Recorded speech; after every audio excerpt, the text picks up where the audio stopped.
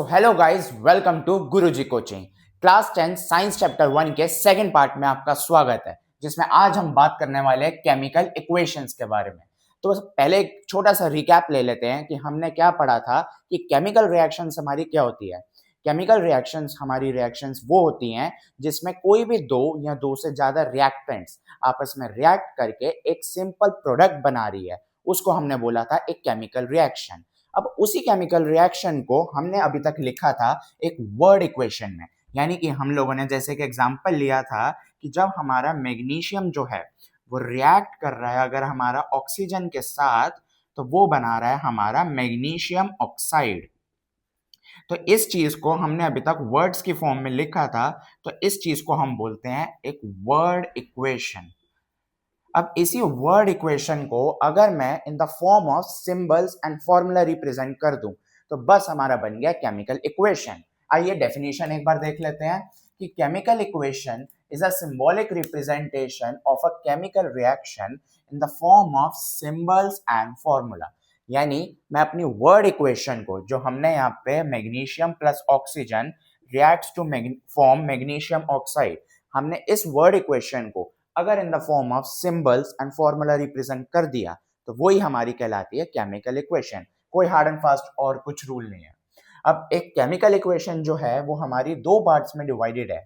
एक होती है हमारी बैलेंस्ड एंड एक होती है अनबैलेंस्ड। अब अनबैलेंस्ड केमिकल इक्वेशन को बुक में नाम दिया हुआ है स्केलेटल केमिकल इक्वेशन, यानी जो इक्वेशन हमारी बैलेंस नहीं है।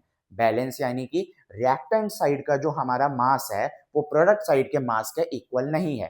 अगर आपको याद हो तो क्लास 9th में हमने एक लॉ पढ़ा था, law of conservation of mass, जो क्या कहता है कि टोटल मास जो हमारा रिएक्टेंट्स का है वो हमेशा टोटल मास ऑफ प्रोडक्ट के इक्वल रहेगा। तो अगर यहाँ पे यही लॉ फॉलो नहीं हो रहा, तो उस इक्वेशन को हम बोलते हैं स्केलेटल केमिकल इक्वेशन। एग्जांपल देखते हैं। हमने देखा था magnesium plus oxygen magnesium oxide बन रहा है। अब मैग्नीशियम का सिंबल हमारा होता है Mg, प्लस ऑक्सीजन का सिंबल हो गया O2, जो कि बन रहा है मैग्नीशियम ऑक्साइड यानी कि MgO।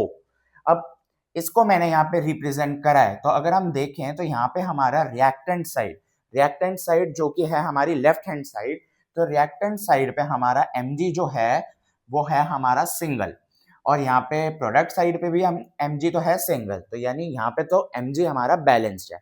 अब बात करते हुए चले अगर ऑक्सीजन की, तो रिएक्टेंट साइड पे ऑक्सीजन में दो एटम्स प्रेजेंट है, बट वहीं पे बात करें प्रोडक्ट साइड की, तो प्रोडक्ट साइड पे हमारे पास ऑक्सीजन का सिंगल एटम है। तो यहाँ पे ऑक्सीजन जो है वो हमारा बैलेंस नहीं है। दिस प्रूव्स कि ये है हमारी स्केलेटल यानी कि unbalanced chemical equation. Whereas अगर हम बात करते हुए चले हमारी बैलेंस्ड केमिकल इक्वेशन की, तो बैलेंस्ड केमिकल इक्वेशन क्या कहता है, ये हमारा law of conservation of mass को टोटली एग्री करता हुआ चलता है। यानी कि हमारा टोटल मास जो रिएक्टेंट साइड पे है वो हमारा टोटल मास प्रोडक्ट साइड के इक्वल रहेगा। अगर हम मैग्नीशियम की बात करें, तो मैग्नीशियम हमारा यहाँ पे 2 Mg है। मैं इसको बैलेंस करके आपको एक बार दिखा देता हूँ। यहाँ पे हमने इक्वेशन ली कि Mg plus O2 reacts to form MgO, sorry MgO। तो ये हमारी इक्वेशन बनी। अब इसको अगर हम बैलेंस करते हुए चलें, तो रिएक्टेंट साइड पे देखा हमने जैसे कि Mg, और प्रोडक्ट साइड पे भी Mg हमारा इक्वल है, लेकिन यहाँ पे ऑक्सीजन हमारा डबल है रिएक्टेंट साइड पे, एंड प्रोडक्ट साइड पे हमारा ऑक्सीजन सिंगल है।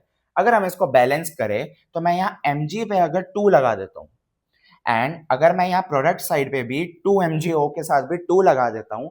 अब अगर हम बात करें कि Mg हमारे दो प्रेजेंट है रिएक्टेंट साइड पे, एंड प्रोडक्ट साइड पे भी Mg दो हैं, ऑक्सीजन यहाँ पे दो हैं एंड ऑक्सीजन यहाँ पे भी दो हो गए। ये जो दो बार हमने लगाया है, दिस प्रूव्स कि ये 2 हमारा Mg एंड ऑक्सीजन दोनों के साथ लगा हुआ है। तो अब हमारा यहाँ पे ये इक्वेशन हमारी कहलाएगी बैलेंस्ड केमिकल इक्वेशन, जैसे कि यहाँ पे लिखा है। तो एक बार रिकैप करते हैं कि स्केलेटल केमिकल इक्वेशन यानी हमारी अनबैलेंस्ड केमिकल इक्वेशन, जहां पे law of conservation of mass totally disagree होता है, एंड हमारा बैलेंस्ड केमिकल इक्वेशन में total mass of reactants and products equal रहता है। This proves law of conservation of mass यहाँ पे फॉलो हो रहा है। अब आगे एक बात करते हुए चले, उससे पहले ये जो बैलेंस्ड केमिकल इक्वेशन का टॉपिक है, इस पे एक सेपरेट वीडियो मैं बना दूंगा जिसपे आपको इक्वेशंस को अच्छे तरीके से बैलेंसिंग में सिखा दूंगा। आगे बात करते हुए चले तो एक हमारे पास टॉपिक आता है यहाँ पे फिर से हमारा DWS यानी धुरंधर वाला सवाल, जिसमें आपको क्वेश्चन पक्का एग्जाम में कोई ना कोई देखने को मिलेगा ही मिलेगा, हमारी टाइप्स ऑफ रिएक्शन। अब टाइप्स ऑफ रिएक्शन जो है हमारी चैप्टर में 1 2 3 4 5 टाइप्स ऑफ रिएक्शन हमारे को गिवन है। तो हर एक वीडियो में हम दो दो रिएक्शन अपनी समझते हुए चलेंगे। तो सबसे पहली रिएक्शन की अगर हम बात करें जो कि हमारी आती है कॉम्बिनेशन रिएक्शन। कॉम्बिनेशन वर्ड से ही पता लग रहा है कि हमारी कोई दो चीजें मिलके आपस में कंबाइन हो रही हैं। तो यहाँ पे हमारा सिंपल इसी चीज से हमारी डेफिनेशन बन जाती है कि हमारा जो कॉम्बिनेशन रिएक्शन है उसमें हमारे दो रिएक्टेंट्स प्रेजेंट होते हैं एंड एक हमारा प्रोडक्ट होता है। यानी कि दो रिएक्टेंट्स जब आपस में रिएक्ट करके एक सिंगल प्रोडक्ट बना रहे हैं तो वो रिएक्शन हमारी होती है कॉम्बिनेशन रिएक्शन। जैसे हमारी यही वाली रिएक्शन थी तो ये हमारा कॉम्बिनेशन रिएक्शन का ये एग्जांपल है कि मैग्नीशियम और ऑक्सीजन हमारी आपस में रिएक्ट करके मैग्नीशियम ऑक्साइड, अगर आप देखो कि रिएक्टेंट्स हमारे यहाँ पे दो प्रेजेंट है एंड प्रोडक्ट्स हमारा एक प्रेजेंट है, तो अगर कोई दो रिएक्टेंट्स मिलके एक प्रोडक्ट बनाए तो वो होती है हमारी कॉम्बिनेशन रिएक्शन। आगे फर्दर ऑन चलें तो हमारा नेक्स्ट रिएक्शन है डीकंपोजिशन रिएक्शन।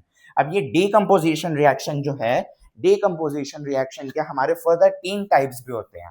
पहले अगर डीकंपोजिशन रिएक्शन की बात करें तो डीकंपोजिशन रिएक्शन जो है उसको हम कॉम्बिनेशन रिएक्शन का उल्टा बोलते हैं।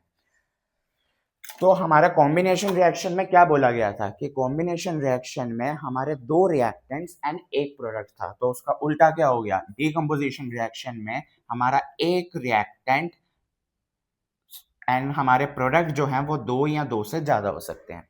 यानी कि यहाँ पे हमारा होता क्या है, अगर मैं इसी रिएक्शन को उल्टा करके लिख दूं कि मैंने MgO जो मेरा मैग्नीशियम ऑक्साइड है वो मेरा स्प्लिट हो रहा है यहाँ पे Mg प्लस O2 में, तो दिस प्रूव्स कि ये रिएक्शन हमारी डीकंपोजिशन हो गई।